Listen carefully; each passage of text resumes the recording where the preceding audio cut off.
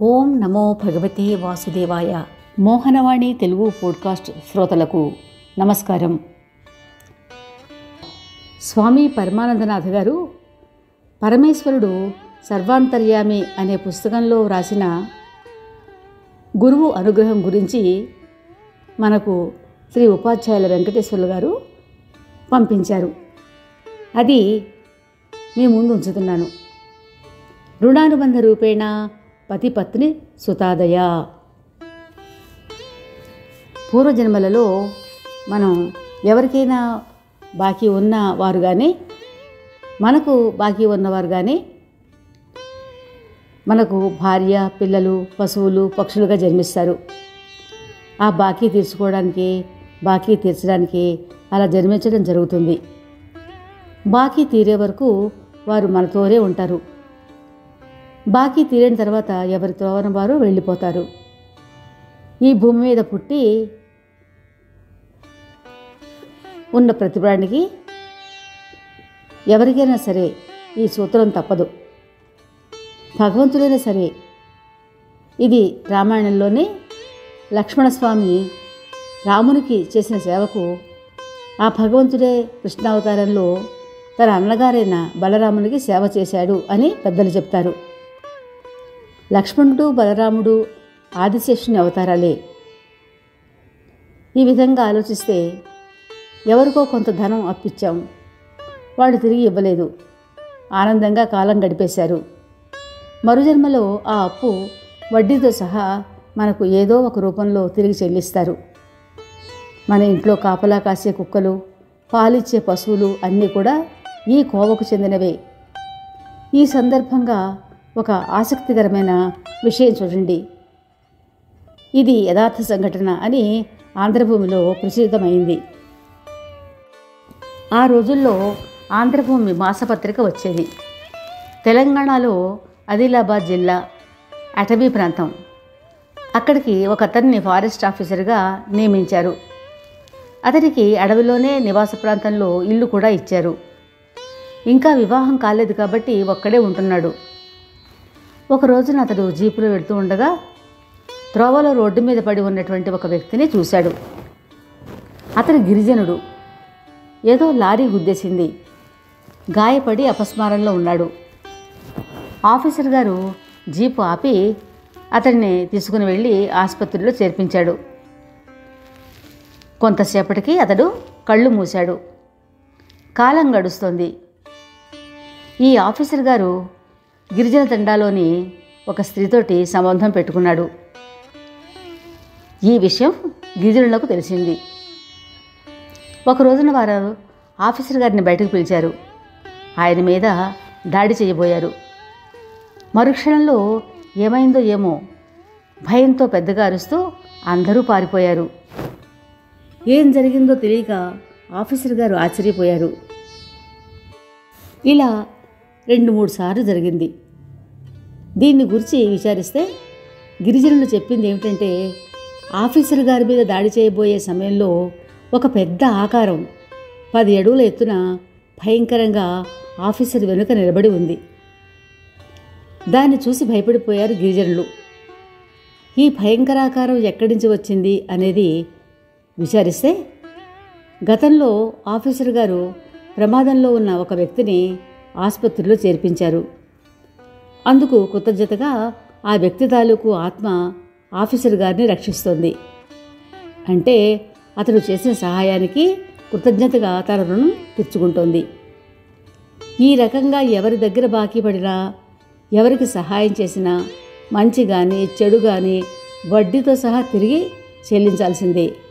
సందేహం లేదు. ఈ బాకీల నుంచి బయటపడడం ఎలా అంటే, మంచి గురువే శరణ్యం మనకి. సద్గురువు ఒక్కడే ఈ బాకీల నుంచి సాధకుణ్ణి బయటపడేయగలడు.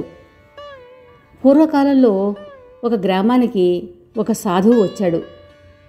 ప్రతిరోజు ఊరి మధ్యలో ఉన్న రావి చెట్టు కింద కూర్చుని సాయంత్రం పూట 4 మంచి మాటలు చెప్తూ ఉన్నాడు. ఊళ్ళో జనం భక్తి శ్రద్ధలతో వింటూ ఉన్నారు. భగవంతుడు అపారమైన కరుణామయుడు. ఆర్తితో పిలిచినా చాలు పరిగెత్తుకు వస్తాడు. అంటూ ఉదాహరణగా గజేంద్ర మోక్షం కథ వివరించి, మీరందరూ కూడా హరినామస్మరణ చేయండి, దానివల్ల సర్వ పాపాలు హరించి మీరందరూ కైవల్యం పొందుతారు అని చెప్పాడు. ఆ కథ ఆయన చెప్పిన తీరు అందరికీ బాగా నచ్చింది. అక్కడున్న వారంతా ఆయన్ను తెగ మెచ్చుకున్నారు. ఒక రైతు ఆయన దగ్గరకు వచ్చి నమస్కారం చేసి, స్వామి, నాకు కూడా శ్రీహరిని స్మరించాలని ఉంది, ఏ రకంగా చెయ్యాలో చెప్పి పుణ్యం కట్టుకోండి అన్నాడు. అలాగే, నారాయణ మంత్రం చెప్తాను, కానీ ఒక షరతు, నీకు పుట్టబోయే బిడ్డలను నాకు ఇచ్చేయాలి, దీనికి ఒప్పుకుంటే మంత్రం చెప్తాను అన్నాడు. ఆ మాటలు విన్న రైతు, స్వామి, నా భార్య గర్భవతి, ఆమె ఈ షరతుకు అంగీకరిస్తుందో లేదో నాకు తెలియదు, నేను ఇంటికి వెళ్ళి ఆమెను అడిగి వస్తాను అని చెప్పి ఇంటికి వెళ్ళి జరిగిన విషయమంతా భార్యకు చెప్పాడు. ఆమె సరే అంది. ఆ విషయం స్వామీజీకి చెప్పాడు. సంతోషించిన స్వామీజీ రైతుకు అష్టాక్షరి మంత్రోపదేశం చేశాడు. కొద్ది రోజులకే రైతుకు మగపిల్లవాడు పుట్టాడు. అన్నమాట ప్రకారం ఆ పిల్లవాడిని స్వామీజీకి ఇచ్చాడు ఆ రైతు. గురువుగారు ఆ పిల్లవాడిని దూరంగా తీసుకుని వెళ్ళి గొయ్యి తీయించి అందులో పాతి పెట్టేశాడు. కాలం గడుస్తుంది. రైతు భార్య మళ్ళీ గర్భవతి అయింది. ఇందుకు ముందులాగానే వాళ్ళకి మగపిల్లవాడు పుట్టడం, మళ్ళీ ఆ పిల్లవాడిని గురువుగారికి ఇవ్వడం, ఆ గురువుగారు ఆ పిల్లవాడిని వేరే గొయ్యి తీయించి దాంట్లో పాతి పెట్టించడం జరిగిపోయింది. రైతు దంపతులు ఇదేమిటి అని ప్రశ్నించలేదు. మళ్ళీ రైతు భార్య మూడోసారి గర్భం ధరించడం, మగపిల్లవాడిని కనడం జరిగాక ఈసారి తన పిల్లవాడిని ఆ స్వామీజీకి ఇవ్వను అని భర్తతో చెప్పేసింది. భర్త ఈ విషయాన్ని స్వామీజీతో చెప్పి తన అసమర్థతను వ్యక్తం చేశాడు. అప్పుడు గురువుగారే స్వయంగా రైతు ఇంటికి వచ్చి రైతు భార్యని పిల్లవాడిని ఇవ్వమని అడిగాడు. ఆవిడ ససేమిరా ఇవ్వను అంది. అప్పుడు గురువుగారు రైతు దంపతులతోటి, పిల్లవాడిని నాకు ఇవ్వనవసరం లేదు, వాడిని తీసుకుని నాతో రండి, ఏం జరిగిందో చూపిస్తాను, పోయారు అనుకుంటున్న మీ పిల్లల గురించి తెలుసుకుందురు కానీ ఈ పిల్లవాడిని నేను ఏమీ చెయ్యను, నాతో రండి అన్నాడు. పిల్లవాడిని తీసుకుని గురువుగారితోటి బయలుదేరారు రైతు దంపతులు. గురువుగారు సరాసరి గతంలో తాను పాతిపెట్టిన 2 పిల్లల సమాధుల దగ్గరకు వెళ్ళి ఈ పిల్లవాడిని ఆ 2 సమాధుల మధ్యన పడుకోబెట్టి రైతు దంపతులను దూరంగా నుంచోమని ఏవో మంత్రాలు చదివాడు. ఇప్పుడు సమాధుల నుంచి మాటలు వినిపిస్తున్నాయి. ముందుగా 2వ గోతులోని పిల్లవాడు మొదటి గోతులోని పిల్లవాడిని అడుగుతున్నాడు. నువ్వెందుకు వచ్చావు అన్నాడు. ఈ రైతు నాకు బాకీ ఉన్నాడు, ఆ బాకీ వసూలు చేసుకుందామని వచ్చాను. మరి నువ్వెందుకు వచ్చావు అన్నదానికి, ఈ రైతు గత జన్మలో చాలా బాకీ ఉన్నాడు, ఆ బాకీ వడ్డీతో సహా వసూలు చేసుకుని వెళ్ళిపోదామని అనుకున్నాను. ఇంతలో స్వామీజీ అడ్డు తగిలాడు. ఇప్పుడు ఇద్దరూ కలిసి 2 సమాధుల మధ్య ఉన్న పిల్లవాడిని అడిగారు.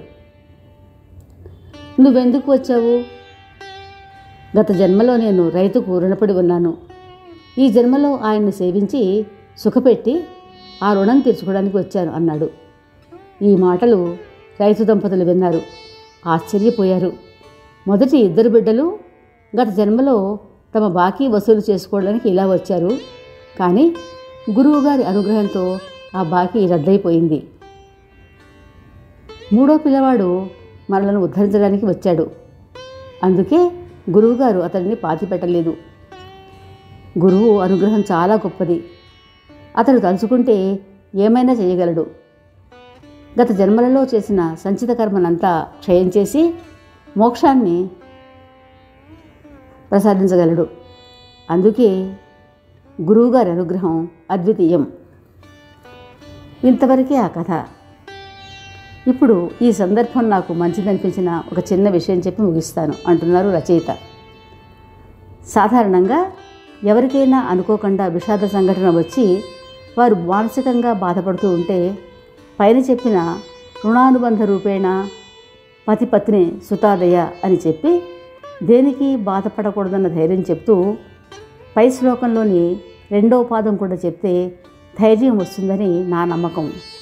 ఆ 2వ పాదం ఈ విధంగా ఉంది. రుణక్షయే క్షయే యాంతి కా తత్ర పరివేదన. అంటే రుణాలు తీర్చుకోవడానికి వచ్చిన వారు తమ రుణాలు తిరగానే బంధాలు తెంపుకుంటూ వెళ్ళిపోతారు. కాబట్టి పోయిన వారిని గురించి ఎందుకు బాధపడడం అన్నదే సారాంశం. ఈ విషయం మీ అందరికీ నచ్చినట్లయితే లైక్ చేయండి, మీ బంధువులకు మిత్రులకు షేర్ చేయండి, కామెంట్ చేయండి, మోహనవాణిని సబ్స్క్రైబ్ చేసుకోండి. శ్రోతలకు ధన్యవాదములు.